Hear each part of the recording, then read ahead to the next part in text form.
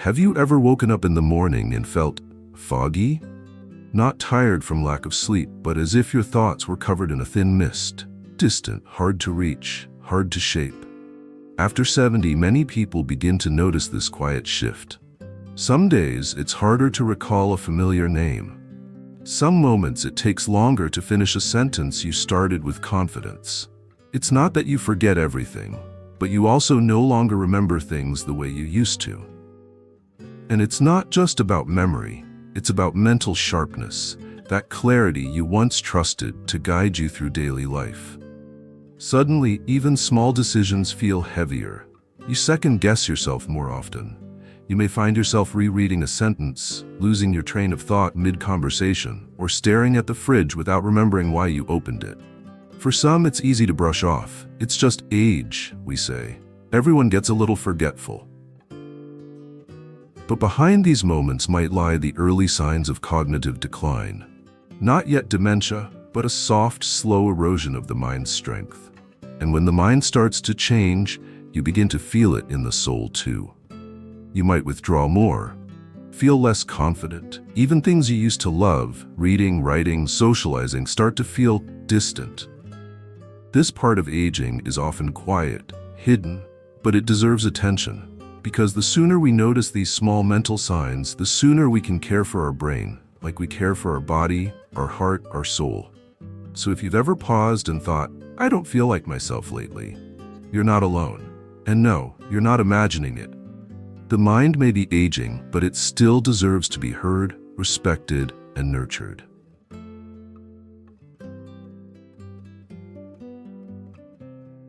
One of the earliest and most overlooked signs of cognitive decline after 70 isn't memory loss. It's disinterest. You might find yourself no longer drawn to the things you used to enjoy. Books gather dust, the garden feels like too much. You used to look forward to phone calls, news, music. Now they feel like background noise. This change isn't just about mood. It's about the brain's ability to engage, to feel curious, to light up at something new.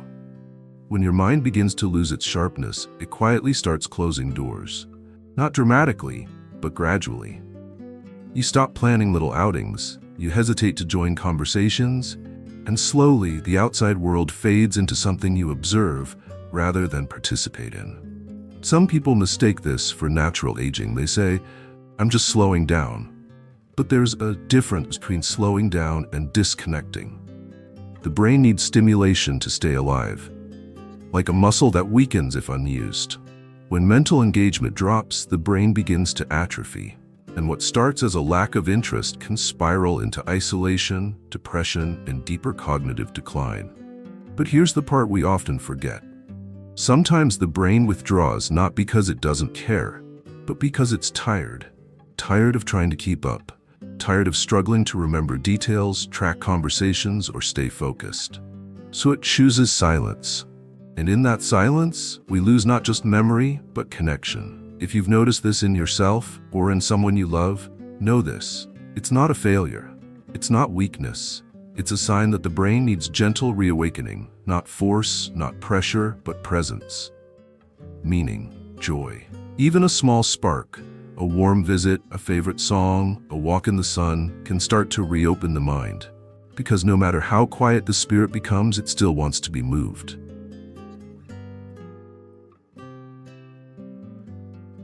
It often begins in the simplest moments.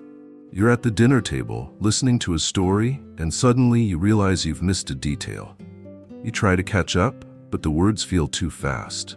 By the time you process one part, the next has already come and gone. So you smile, nod, pretend. Not because you don't care, but because you're afraid to admit that keeping up is getting harder. This isn't just about hearing loss, although that can play a role. It's about mental processing, the ability to take in new information, make sense of it, and respond in real time. When cognitive strength fades, conversations become harder to track. You might forget what someone just said, or lose the thread of your own sentence halfway through. At first, it's frustrating. Then it becomes quietly painful. You might start avoiding long chats. You might find yourself withdrawing in group settings, nodding politely without truly connecting. And here's the part many won't say out loud. When you pretend to understand, just to keep the peace, you begin to feel alone, even in a room full of people. Because no one sees the confusion behind your eyes. No one hears the quiet voice inside you whispering, "I used to follow this so easily. What's happening to me?" This emotional weight can be heavy, but it doesn't mean your mind is gone. It means it's asking for help, for gentler pace, for kindness, for support. If this is something you've noticed in yourself, know that you're not less than. You're not broken. You're human, navigating the deep and often unspoken changes that come with age. And with the right tools, like slowing conversations down, using memory cues, or just giving yourself permission to pause, you can find your voice again. You can rejoin the world of words on your own terms, because understanding is still possible. It just may come more softly now, and that's okay.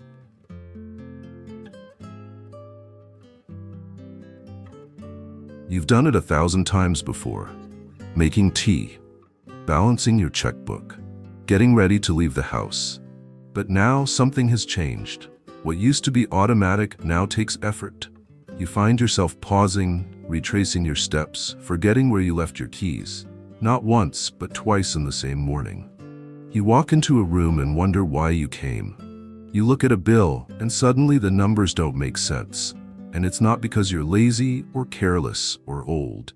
It's because your brain is trying to keep up, and quietly, it's falling behind. One of the most telling signs of mental decline isn't dramatic memory loss. It's the slow erosion of executive function. Your brain's ability to organize, plan, and carry out even the simplest actions. It starts small. You forget to take your medication, not because you didn't want to, but because the reminder slipped through the cracks. You open the fridge and feel unsure about what to cook, not because you don't know how, but because too many choices suddenly feel confusing. This is the moment when life's small tasks begin to feel like big mountains. Not because they are, but because your mind feels tired before you've even begun. And what follows can be even more difficult. Shame. You might beat yourself up for not trying harder, for being slower than before, for needing help with things you once did without thinking. But let me say this as gently as possible. This is not your fault.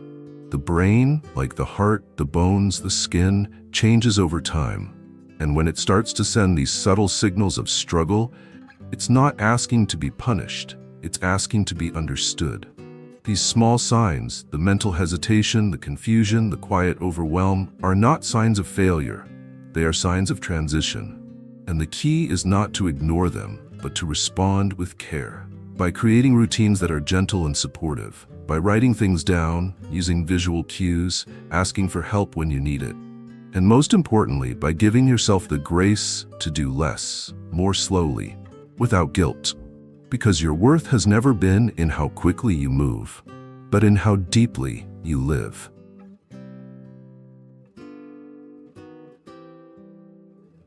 Sometimes the mind doesn't forget facts. It remembers the name, the date, the place, but something deeper begins to shift, a quiet unease that wasn't there before. You start to feel more anxious when leaving the house. Driving makes you nervous. Even small changes to your routine, a doctor's appointment, a visitor coming over, can leave you feeling unsettled for hours. You check the stove twice. You doubt whether you locked the door, even when you know you did. You ask the same question more than once, not to annoy anyone, but because you just need to be sure. This isn't about being forgetful. It's about your inner sense of safety being shaken. When the brain begins to slow, even just a little, the world can start to feel unfamiliar, unpredictable, even unsafe. It's like walking through a house you've known for years, but something feels off. Not wrong, exactly. Just not right. And it's hard to explain this to others. Because you might look fine, you might act fine, but inside you feel the tightness in your chest. The subtle fear that something is slipping and you can't name what it is. Many older adults experience this kind of anxiety. Not because they're weak, but because the brain is working harder than it used to. and that extra work often shows up as emotional stress. This hidden anxiety is a powerful sign of mental fatigue, not illness, not failure. Just a mind that's carrying more than it used to, quietly asking for rest, structure, and peace. If you've been feeling more on edge, more unsure, more overwhelmed, you're not alone, and you're not imagining it. Your nervous system is speaking, your intuition is speaking, and both deserve to be heard, with gentleness, not judgment. Because peace doesn't always mean having all the answers. Sometimes, it just means giving yourself permission to breathe, to slow down, to feel, and to say, it's okay, I'm still here, I'm still me.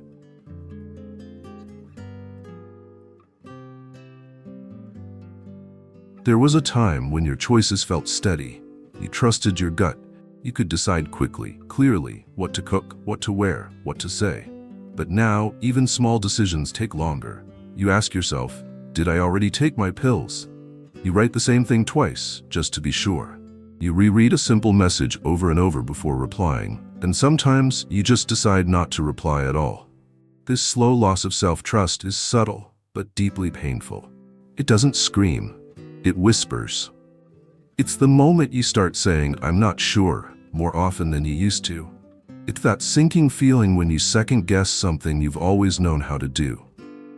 And over time, it can quietly erode your confidence, not just in your memory, but in yourself.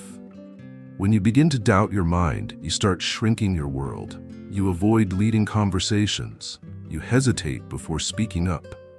You ask others to double-check you. Not for their sake, but because you no longer fully believe in your own clarity.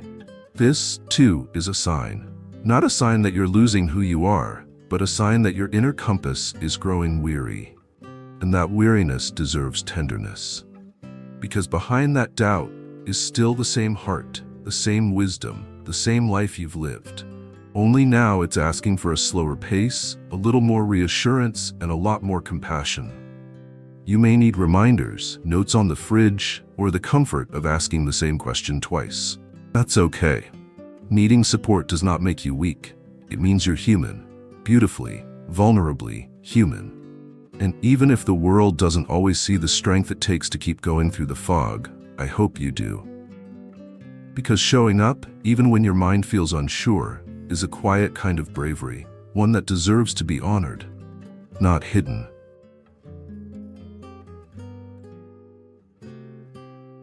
After all the signs we've walked through, the foggy mornings, the lost words, the quiet anxiety, the shrinking confidence, one truth rises gently above it all. You are not less than you used to be. You are not broken. You are simply changing. Yes, your mind may not move as quickly. Yes, you may pause more often. Yes, there may be days when the world feels harder to hold. But behind all of that, your soul still remembers. Your heart still beats with stories, with laughter, with love that no age can erase. Cognitive changes after 70 are not a personal failure. They are part of a natural, complex, deeply human journey. Some changes are reversible, some are not, but all of them are worthy of kindness, not fear. And the most powerful thing you can do is pay attention. Don't wait for things to become worse before you speak up. Don't silence the signs because they're subtle, and don't let anyone tell you that it's just aging and there's nothing to be done. Because there is something you can do. You can nourish your brain with movement, with rest, with healthy food, with music and conversation and sunlight. You can stay connected to others, to purpose, to the little joys that make you feel alive. And you can choose every day to treat your own mind with the same gentleness you've always offered others. If you've seen yourself in these signs, even just one, please don't carry it alone. Talk to someone you trust. Share what you're feeling. Let your loved ones walk beside you in this part of your journey. Because you still have so much to give, so much to feel, so much to be.